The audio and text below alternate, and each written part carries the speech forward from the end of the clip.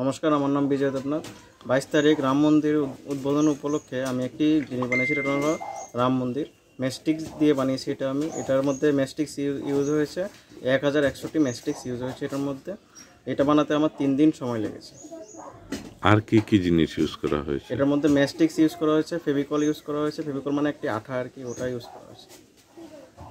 এই রাম মন্দির ছাড়া আর কি কি বানিয়েছেন আপনি? আমি রাম মন্দির ছাড়া বানিয়েছি, রামের রথ বানিয়েছি, তারপর মাটির থালার মধ্যে রামের যতগুলি দৃশ্য ছিল ওটি আমি তুলে ধরার চেষ্টা করেছি।